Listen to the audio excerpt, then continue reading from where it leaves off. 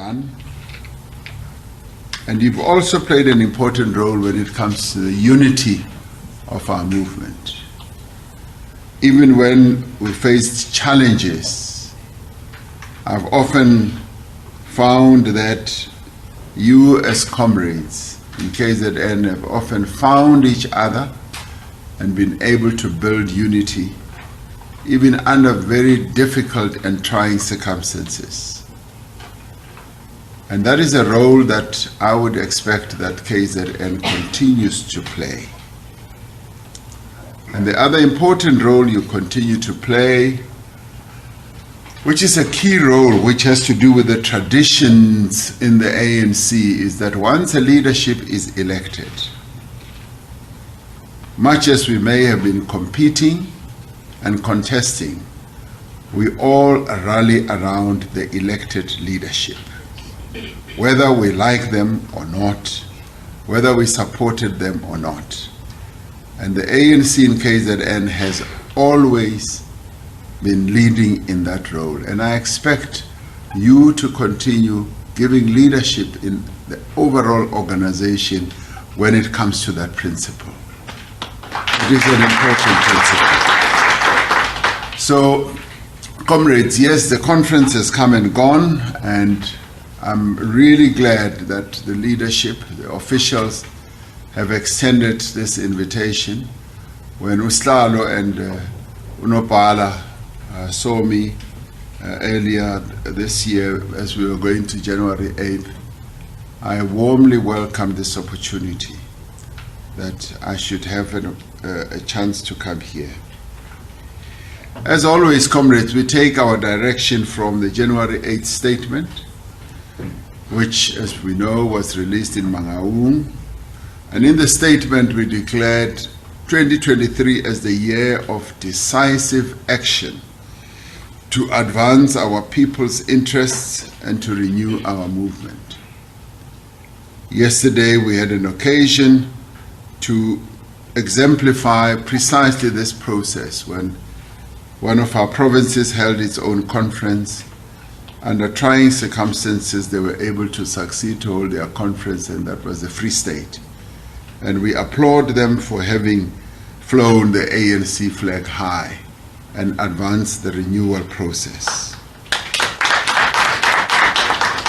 And yesterday I omitted to congratulate the Free State for coming number one again in matric results. But I don't want to omit congratulating KZN for being the most improved province when it comes to matric results. And your performance was just outstanding. And we really applaud the young people of this province for having given the performance that they did with matric pass rate and everything else. And as I listened to the matric results and the minister presented them to me, I just had a sense that KZN is coming back into its own, and it is going to lead once again. Now, the emphasis on decisive action, as determined as part of our main slogan for this year, is a direct response to the mandate of our conference to accelerate and to deepen radical transformation of our society and the radical transformation of our economy as well, with a view of meeting the urgent needs of the people of South Africa to intensify the renewal of our movement and the unity of our nation. We are therefore, as leaders, called upon to take extraordinary measures to achieve progress in each of the areas where we are supposed to work for our people in the year ahead. And we need to work with greater focus as well as purpose, because the needs of our people have become extremely urgent. Where necessary, we need, in fact, not where necessary, we need to do things differently. and use innovative methods to do things much more differently than what we have done in the past. If we are to advance our people's interests, we must, without delay, as the conference determined, we must, without delay, deal with the electricity crisis that faces the nation. That is a primary objective and a primary task. We know the dire effect that persistent load shedding is continuing to have on our people's lives as well as livelihoods. Workers and the poor are most affected. Without a reliable supply of electricity, companies in the end become reluctant to invest. They just look at our economy and the first thing they ask themselves is the energy. And once they determine that there is no energy, it's pointless to invest. So investments then dry up. Productivity in our manufacturing basis then is dampened, and economic growth cannot be sustained and jobs cannot be created on the necessary scale. So this is the real challenge that we face at this point in time. And the other effects have to do with other life-supporting services such as water, healthcare, and we heard the young people, even as they performed extremely well under very difficult circumstances during COVID and during load shedding, they still said load shedding disrupts their education. And load shedding also adds to safety and security concerns, especially in areas that are plagued by gangsterism and other forms of criminality. Gender-based violence becomes even more rife because women are then susceptible to being attacked and to even being raped and killed. We are by now, comrades, familiar with the reasons for load shedding. The cumulative impact of historical underinvestment in maintenance and assets is now resulting in a series of breakdowns. This is exacerbated by the flaws in the design of the power stations that we built. In 1998, Eskom came to government and said we need to build power stations because one, the economy is going to keep growing, and two, the population is going to increase. And government said, no, wait. In fact, government said, don't build, the private sector will come in and build power stations. As it turned out, that didn't happen. And it was only in 2008 when we finally woke up and said, we've now got to build these power stations. And in a great deal of hurry, we started building Medupi and Kusile. Almost 5,000 megawatts each, which are some of the biggest power stations in the world, possibly the second biggest in the world. And let's remember that Eskom used to be the very best, the most highly rated utility power company in the world. And it has now descended to levels that we don't even want to talk about. And in the ensuing period, when we were not building power stations, those engineers and those highly skilled people whose task and job was to build power stations, because as Eskom was formed, what they did was to build power stations. So they had perfected the knowledge of building. So when there was no building of power stations, many of them left. And as we started building power stations, there was no real internal capacity to project manage, to properly supervise, and to properly design the new power stations. What we did was we took one power station like Majuba, and we said, okay, replicate it as you go to build the new power stations And that has resulted today, as we can see, in design flaws. And the design flaws were not foreseen because they were built by original equipment manufacturers, like we say OEMs. They came in, they built, and a number of them did not quite understand the Eskom system, the Eskom way of doing things. And that is one of the reasons why we are where we are. And then we also went through a decade of criminality, of state capture, and of poor performance in a number of our power stations as well.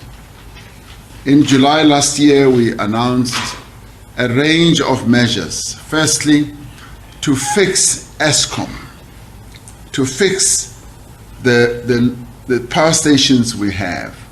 Now, many people often say that with these renewable energy processes, we are wanting to move away from coal. 80% of our energy is generated from coal-fired power stations. And we've just built 2 big ones right now, which generate almost 10,000 megawatts.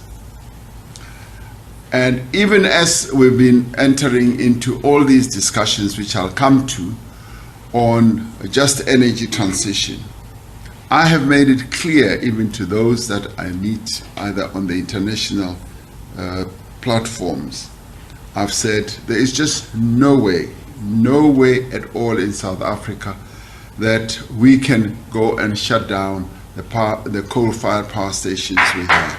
There's just no way for us to go and shut down Medupi and Kusile. Yes, there are power stations that are aging, comrades. We must face the reality. There are those that are old, that are 43 years old. On average, our power stations are 43 years old. And they are aging. Now, many people often say, continue running them. And other places do run them. They become very expensive. Expensive to maintain, expensive to run. And so those power stations now need to be retired. But as we retire them, we've come up with a new concept that instead of retiring all of them, you retrofit them, you repurpose them. Like we have repurposed one of the power stations, the name will come back in a little while. We're repurposing it, and we even brought in international players. We're repurposing it. It is now going to be a gas-driven power station.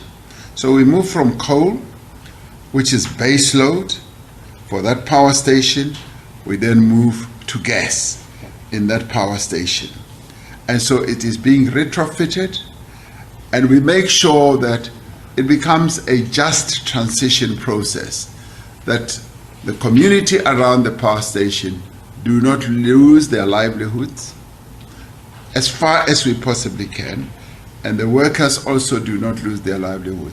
The workers are retrained to be able now to work with a gas-fired power station. And gas becomes a very important source of energy for us, and I'll come back to that in a minute, because it contributes to the base load. It helps us to generate energy. It's much cleaner than coal. So what we've been saying is 80% of our generation is coal. And yes, we've got to have a hybrid. We've always said in our energy plan that we're going to have a mixed form of energy. We're going to have coal, we're going to have hydro, we're going to have gas, we're going to have nuclear, which we have, we're going to have wind, and we're going to have sun, and we will also have a biogas. So that is the mixture of energy sources that we have committed ourselves to. But at the moment, what we now have is 80% coal-fired. And we've built 2 brand new power stations and for which we spent double the amount of money that we had budgeted. In one case, we had said we would pay 62 billion. We ended up paying double that amount of money. The other one, we said we would spend 72 billion. We've ended up paying 142 billion. So that is what has ensued throughout the period. And some of the units in those power stations are still not complete. So they still have to be brought online and to be synchronized properly. So there is just no way. I've even told the Prime Minister of the UK, I said, there's just no way we are going to close our coal-fired power station like Medupi and Kusile.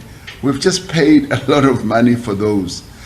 But at the same time, because we are committed to a mixed energy approach, we are going to be looking and exploiting the natural endowments that our country has, which is much cheaper, which is the sun, which is the wind as well. And all that will come into the mix as we proceed forward, because that is the way many other countries are going. China, which I've looked at very closely, China has been having nearly all its energy as coal-fired, and now they've ramped up renewable energy in the past few years because it's much cheaper and because they are one of the biggest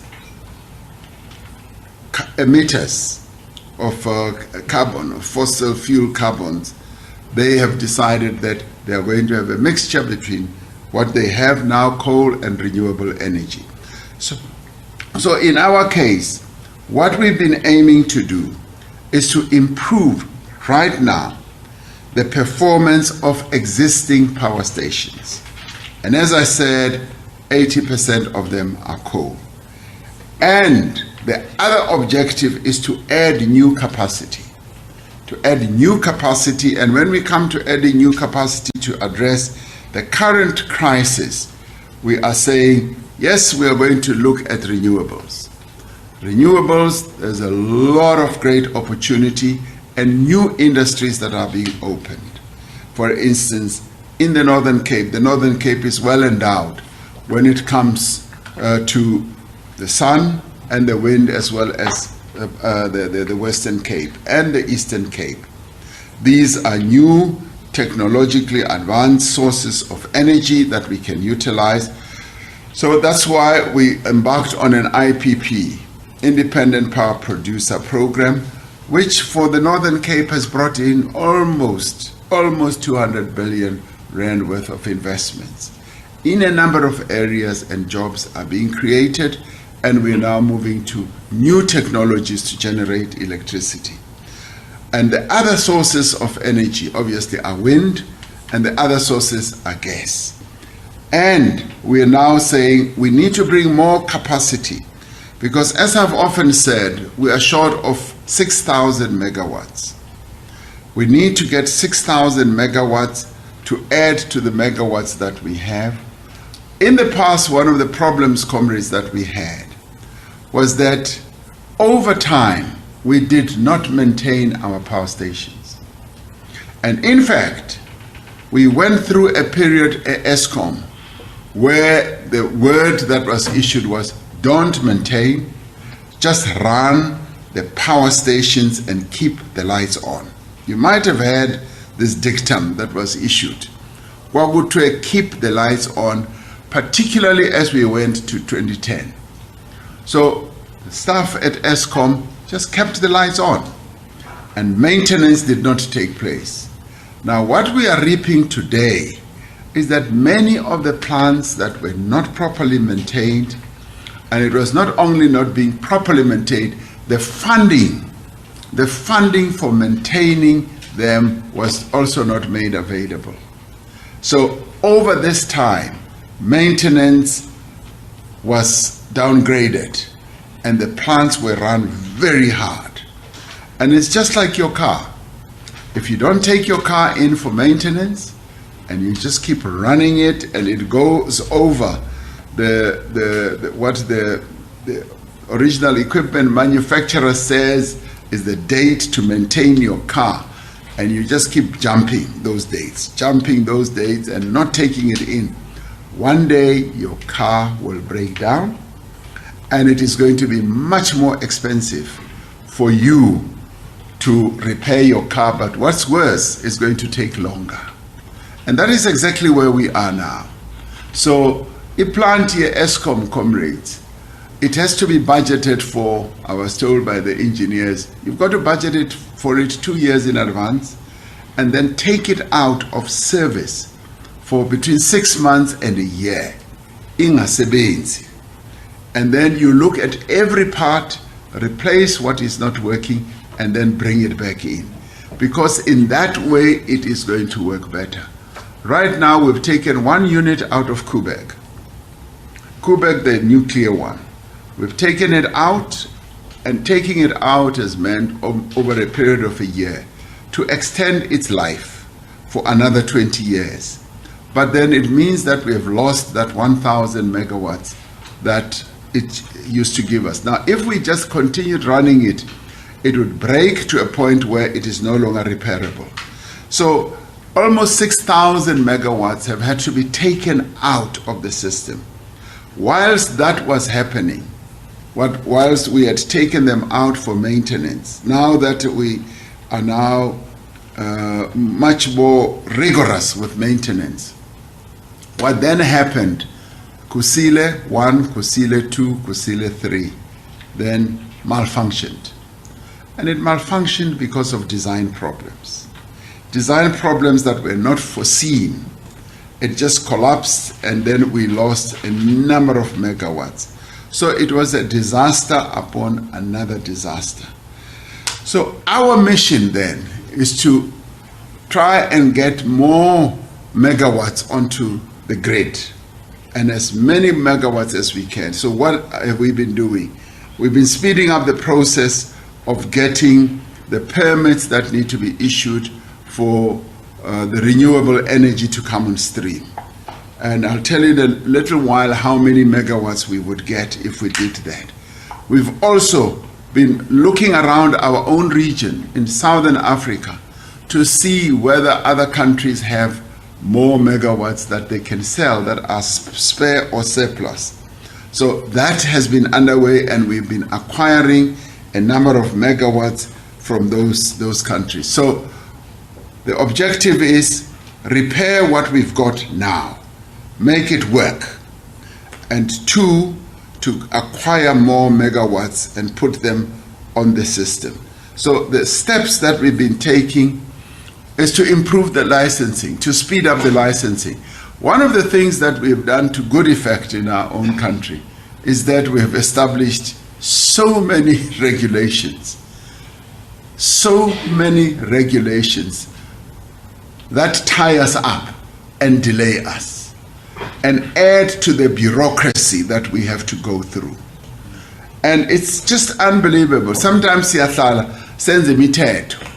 We senza imithetho ukuthi uma impukani isuka la iya lapha, imithetho ufana ukuthi uthini, uma isuka lapha iya lapha, what should the law say? Without thinking ukuthi these things will catch up with us one day. And this is exactly what's happening. Because when we are now supposed to do things, sithola ukuthi kunalo mthetho, there is this regulation, there is this law, there is this process. When, for instance, a good example is when Eskom has to go and buy, say, a boiler. Utenga a boiler, it's one of the main units that they have to have. They have to go to Treasury and get permission. And it's a long process. But a boiler is just like, when you are running a business, you are supposed, like umama ophekayo or uthengisa ukudla uyothenga impuphu, it's an ordinary thing. She must be able to do that.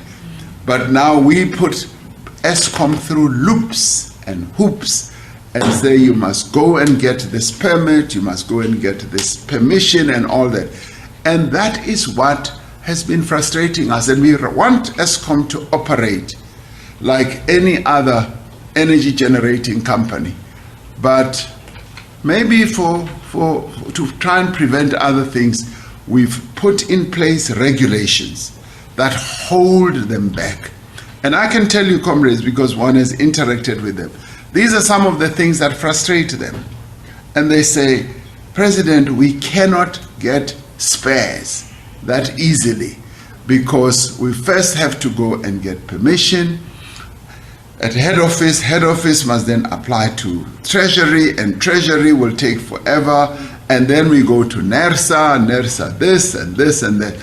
And that is where one of our challenges are. I'm not complaining, but I am saying these are some of the things that we ourselves put in place.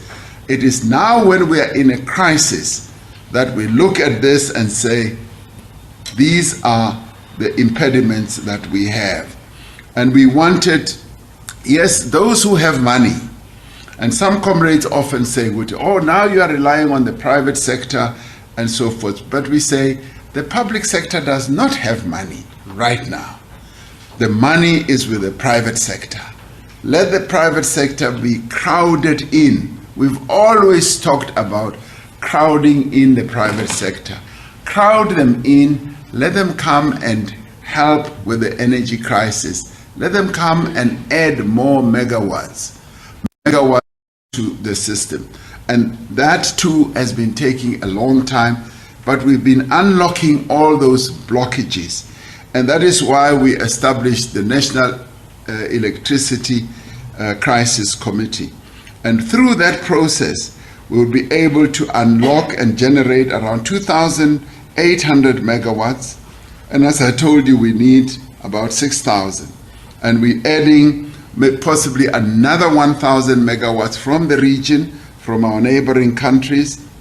And we've launched, Eskom has also launched a program to purchase up to 1,000 megawatts from companies that have access. There are companies like your SABC and your Mondis and your Sasols that have more excess power. We want to be able to purchase all that. And we've now brought in a team of independent experts who are global players, who work in a number of other power stations in the world, who are going to be looking at the various processes that we've been going through, because the systems have weakened in Eskom. Most of the old experienced managers have left, and we've got a new cohort of good managers who have come to the fore, but as they themselves said, they need assistance, support, and mentoring. And in doing so, we will be able to have a cohort of really well-qualified people. Now, the interesting thing is, we've been doing crowd recruitment. Many South Africans have been coming to the fore and saying, we are prepared to help. And so that crowd recruitment of experienced people, people who used to work there, who are experts, who are well-trained, have been coming to the fore and saying they will lend assistance. So the grid also needs to be improved. We need to improve the grid because it is now taking a bit of strain and it requires quite a lot of money. And that is why, comrades, we have been able to go out as we've been traversing this renewable energy transition, the just transition.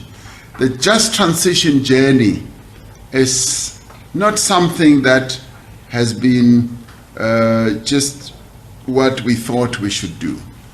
We are directed and almost compelled to embark on a just transition, largely because we are an emitter. We are the biggest emitter of carbon on the continent. But we also say our continent has not been responsible for the damage of the climate. And we say this notion that we are also responsible for the damage of the climate is not true. However, South Africa is an emitter.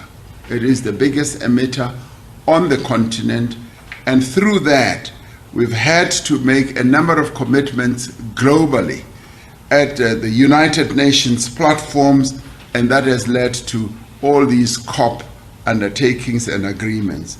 And through that, we then reached an agreement at COP26 to come up with what we call a Just Energy Transition Agreement, which has led to us being able to get grants as well as concessional loans to be able to navigate us through the challenge that we now face, which is climate change. But we have always said there needs to be recognition for the damage that has been done by the Northern Hemisphere countries or economies, and we must be, compensated, we must be given grants, there must be concessional loans, so that we are then able to navigate this transition. One of the things is to improve our transmission. Our transmission, as I said, is now challenged, and it needs easily more than 100 billion rand. So rather than the fiscus having to, pay up for this, we're able to say we need grants, we need even compensation and even concessional loans. And all that will then lead us to have the capacity to be able to address our climate challenges and be able to transit. And as we transit, we then go back to our mixed energy architecture, because we have to take it for granted we are not going to close Medupi and Kusile. We've put far too much money in those.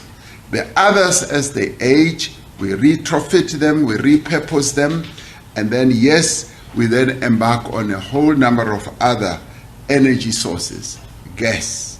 And gas is going to prove to be one of the key important areas that we need to rely on. Largely because we are finding gas. We're finding gas on our shorelines. We're finding gas just on our shorelines here in KZN, in the Eastern Cape, and we are saying that gas needs to be brought in to assist. Now, one of the things that we have to do to address the current challenge is to go for emergency power, because we've got the 6,000 megawatt gap. And much as we are going to try and get other megawatts all over, there has to be an emergency acquisition. And I've often said, let us look at emergency acquisition gas that could be brought in from the sea or through ships in the sea. And I've said to Comrade Montashe, look at this, let's see where this is. The other one, yes, is to ensure that we use our open cycle gas turbines, which is in Gerikwa and Ankerlek, because those will give us easily 1,300. And that requires quite a lot of finance through diesel. And that will then bring the load shedding down, much further down from where we are to a level that is much more manageable as our power stations come back on stream. Because we've said that we want our power stations to come back on stream quickly. And I know for a fact that we cannot continue making excuses to our people, because as we outline all these challenges, our people are not interested. Our people just want to know Wuti, ugesi ubuya nini. That's all they are interested in. Logo kunye ngikhuluma ngakho bathi asiyabuzwa kodwa ubuya nini ugesi. And in December, I was in the Western Cape. Young small boys came to me and said, President, please don't switch off the electricity. 7-year-old young boys. Then I realized we have a big problem. So, comrades, we are not making excuses. We are explaining the dire situation in which we are. And we are not even saying to our people, please understand. No, we are not even saying that.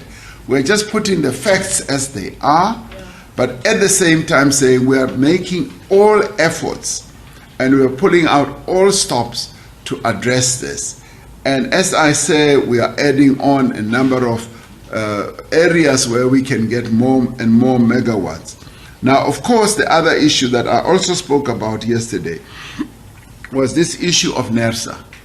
NERSA, we set up NERSA independent so that it can protect our people with energy prices and all that. So they do their own calculations.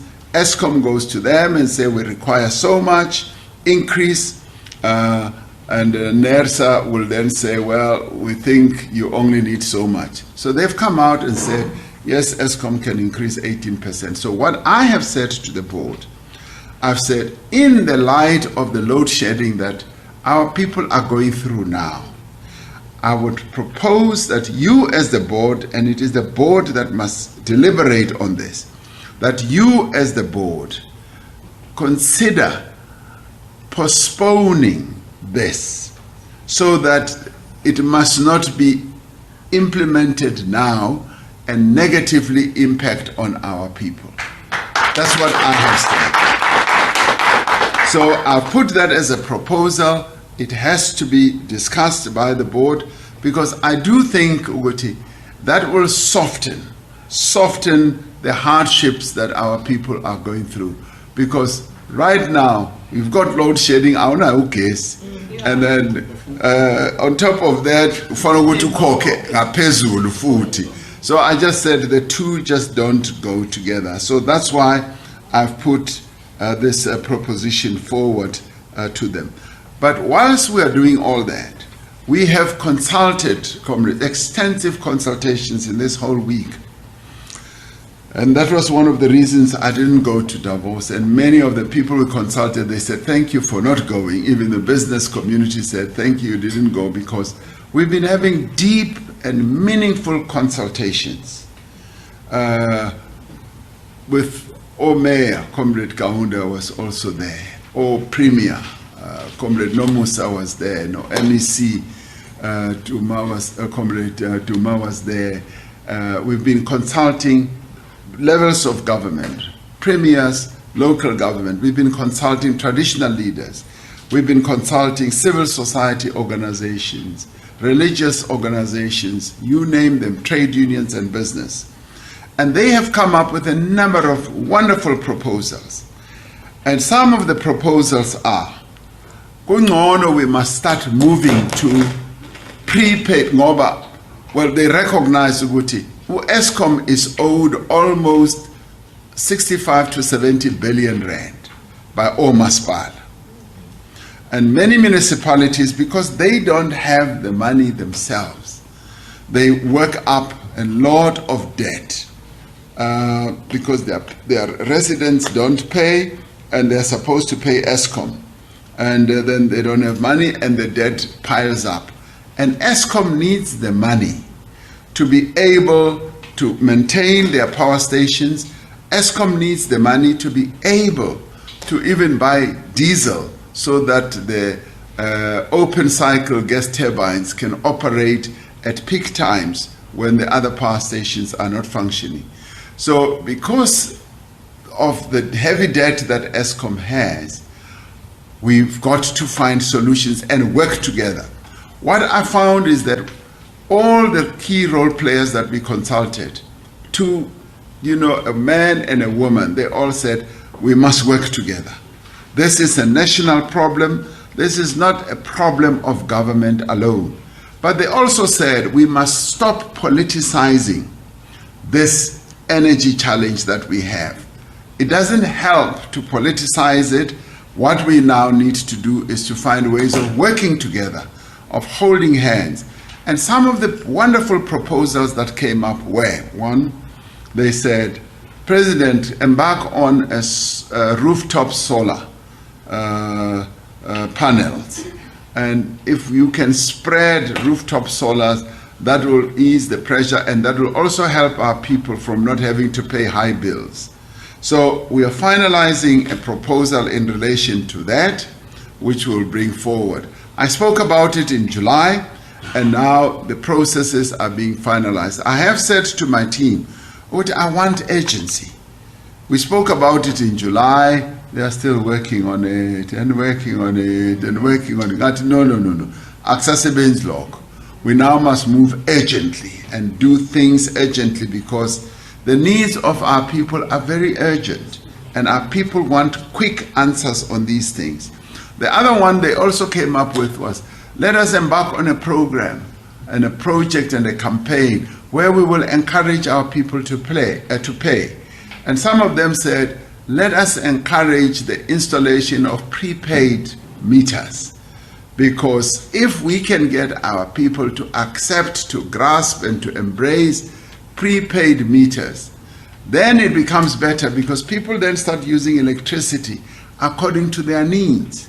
It was good to know we will go and pay 200 Rand, and we will use it for this purpose. So it helps with demand management because it also helps every household with being able to work within their own means in terms of energy. Because if we don't do that, we will continue to have an Eskom that does not have the money, and that will in time again result in the type of load shedding that we have. And they've come up with a number of other interesting proposals which we believe can work. And so the consultations have really been meaningful. And our people are keen to give assistance. For instance, they've said they would like to be part of the National Electricity Crisis Committee so that communities must also be represented and business must be represented and all that. And we've said we will take all that in. So comrades, at the center of the work that we must do is to advance our people's interests. And by doing so, we take decisive action to advance their interests, but also to build our economy and to create jobs. That is what we were given as a mandate. Yes, we've been given many mandates throughout, but this time is much more urgent because we have seen OT delaying on executing these mandates actually has a negative impact on the lives of our people. Poverty is increasing, inequality is just deepening, unemployment is just going higher and higher. And we are the generation that has now been given the responsibility to address these challenges. And mark you, these challenges were not created yesterday. They've been there for years. But we are now the leadership, all of us who are here are the leadership that has now been given the baton, or to take this baton and run and improve the lives of South Africans. So that is our calling, that is our responsibility. Now, in doing all this, obviously we've got to look at areas where we operate. At a national level, I will look at the entire nation, but here we need to look at here in KZN. And our efforts here in KZN must be to improve and increase investment, to improve production, to improve employment or to increase employment. It is essential for the 11.5 million people who live in this province, because it is important that there should be growth here in KZN, because KZN is a province that is the second largest contributor to our national GDP. So it is vital as a province, and it is the main artery and gateway for goods that come into the hinterland. And this means that KZN plays a critical role, and therefore we must have a lot of emphasis on the economy of this province. However, the economy of the province has suffered some real serious setbacks in recent years. Most notably, the public unrest that ensued in 2021, which had a negative impact on the GDP of the country, and the catastrophic floods that happened, but also some damage that has been happening this year as well.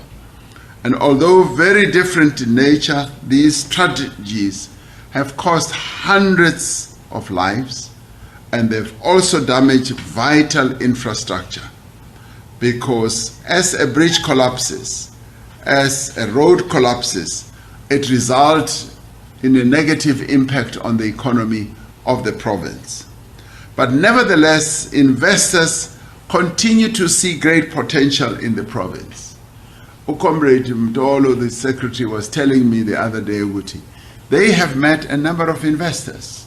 They met as the ANC, and I have said to Uslalo Nonopal, I do want to come back to the province so that we, as the African National Congress, must meet with the business community here and look at the economy from an ANC perspective. And thereafter, of course, we will take it to a higher level where Nabo Comrade Musa and the MECs, we will look at what needs to be done at a provincial level, even at the metro level and the municipality level. But he was telling me, Uguti, the investors are willing, they are ready, they want to invest. But they complain, Uguti, they are being held back by Uhulumeni. The government is slow in moving. The government has got too many processes. The government has too many bureaucratic things that hold them back. That is what they told Nopala Noslam. So investors are interested in continuing to invest here. And I have proof of that. In just the past year, we have seen significant investments in the province arising from commitments that were made in the South Africa investment conferences. And they include, for instance, the Kerry Ingredients facility in Hammersdale, worth about 600 million, the Met Air Automotive Supplies factory in Kwatuguza, worth about R1 billion, and the expansion of SAPI mill in Umkomasi, worth about 7 billion rand. So if you aggregate all that and many others, you can see that the appetite to invest in the province is still there. The proximity of Durban to Richards Bay ports is a great incentive for these and other investments in the province, which makes our efforts to improve the efficiency as well as the competitiveness of these ports all more important. Durban Port used to be one of the highly rated ports in the world. It has now declined. Now, Durban is a great endowment for the province of KwaZulu-Natal, and so is Richards Bay. So we must do everything from the national level, from the provincial level and the local government level to make sure that those key endowments that we've got, which are very important economic drivers, are able to operate at the optimum level. Transnet has been working with national, provincial and local government to fix the problems at the Durban port. There's been progress with improved maintenance of equipment.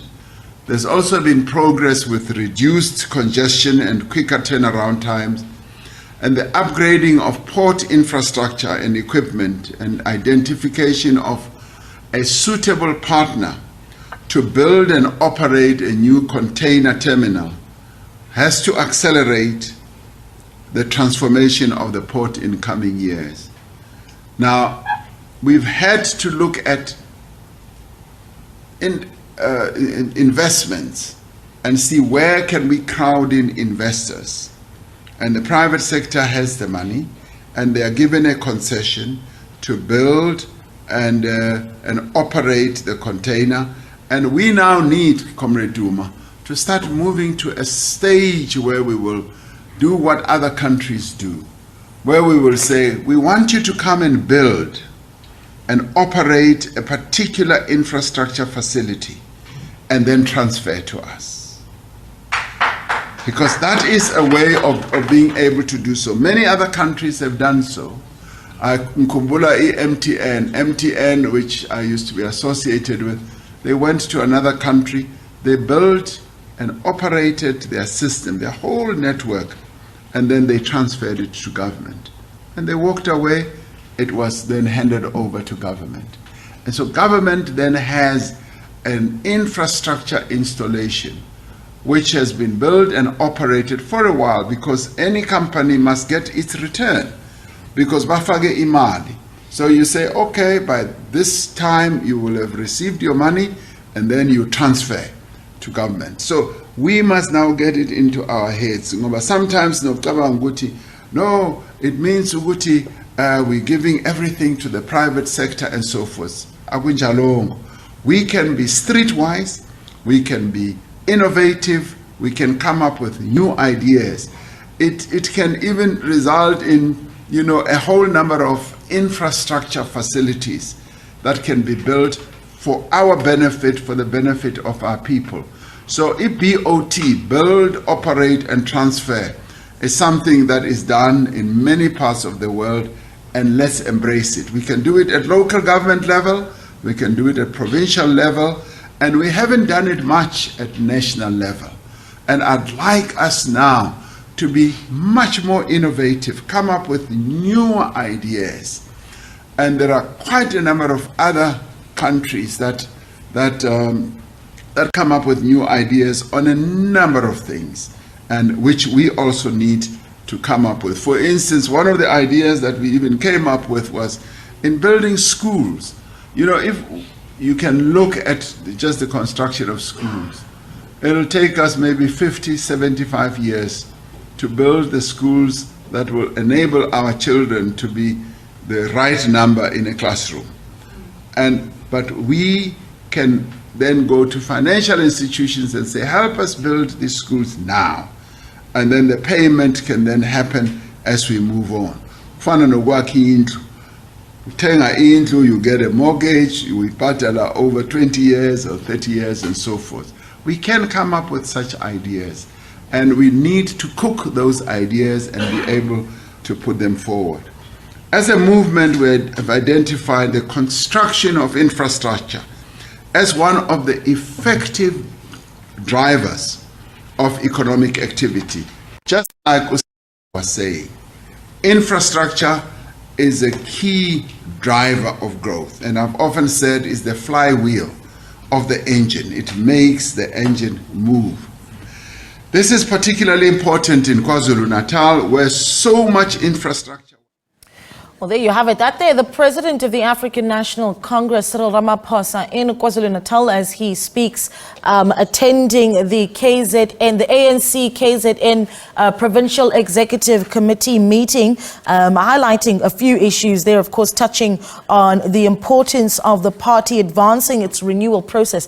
But a great chunk of his address there to the PEC in KZN having to do with the power crisis that the country finds itself in, touching on a just energy transition that's necessary and on the way to increase electricity capacity. He has made the emphatic point there that a resolution certainly has been made that coal-fired power stations, particularly Medupi and Kusile, will not be closed down because of the reliance that the grid in South Africa still has on coal-fired power stations, saying that coal amounting for about 80% of the power generation that we do have in the country, but highlighting that there has certainly been some projects that are underway to start bringing in diversity in the energy mix in the country as we try and work towards expanding the capacity that we do have. He's also talked about the challenges that we have had within our power stations in the country. And in that discussion as well,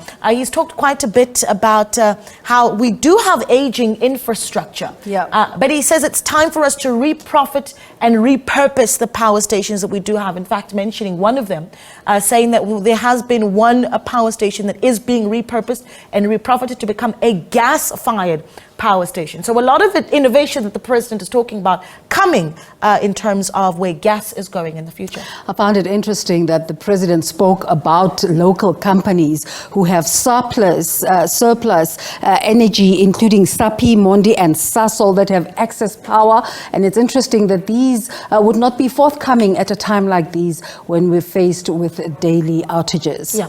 Also touching on some of the resolutions coming out of COP, of course, saying that with the climate change crisis that the world is facing, that energy mix negotiation an important one, but that certainly those commitments have been made by the international community, that a transition is coming, but South Africa is going to stick to some of its coal-fired power stations, but also talking about the need for more grant funding from the West, particularly where climate finance. And the President reiterated that overture he has made to NERSA to ask them to postpone that electricity tariff.